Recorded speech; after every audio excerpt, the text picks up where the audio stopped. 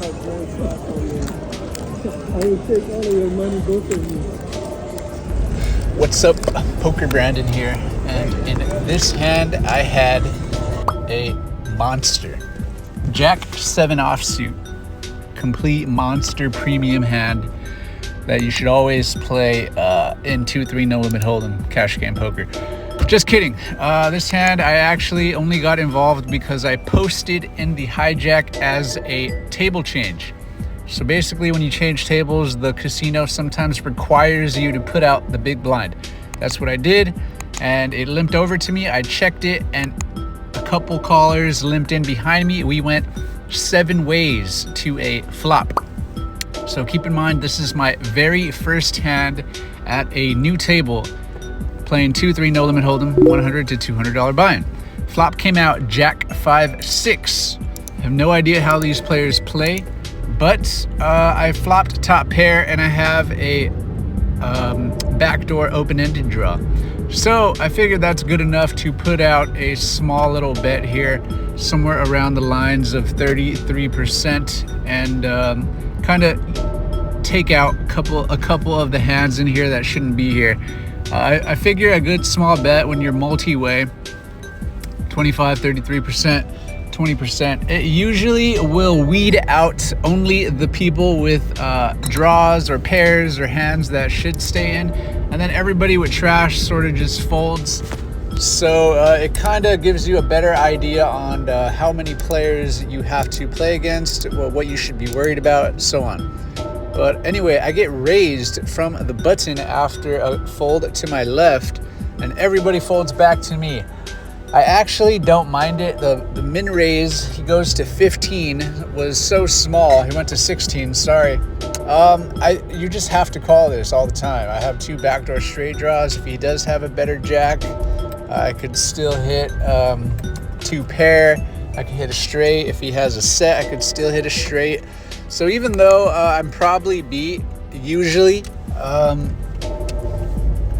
make the call. But I also keep in mind, he could be doing this with a straight draw or a flush draw. There are those types of players. I just didn't have any idea how he played. But I made the call with a zero knowledge of how this guy played. This is my first hand at a new table. I've never seen the guy before. So after I make the call, I see a 9 on the turn. So now I pick up, my gut shot straight draw. It's decent. It's not the best, but I just check it because my opponent pretty much going 7 ways to a flop. He could have anything. He could have 5-6. He could have pocket 5s, pocket 6s. Believe it or not, he could have ace jack. Probably doesn't have queens, kings, or aces, but he could have ace jack here. So if he could have ace jack, he could have jack 8, jack 9, jack 10, jack 11, jack 12. You get me? So he ends up, after I check it to him on this 9 of spades on the turn, he ends up betting 32. To me, this is like he has the nuts. So what kind of nuts on the flop did he have that is still the nuts on the turn? Honestly, nothing but a set. If he had a set of 5s or a set of 6s here, that type of hand would, I feel, bet like they're trying to keep me in the pot. But at the same time, I felt like a set would go bigger because I felt like a set would want to get me out of the pot if I had a straight draw, so he'd size a little bit bigger. So it didn't quite make sense to me. But anyway, I gave him the benefit of the doubt for having the bigger hand, and I ended up just making the call. I didn't raise. But I called because of my little bit of thought that he could still have a draw.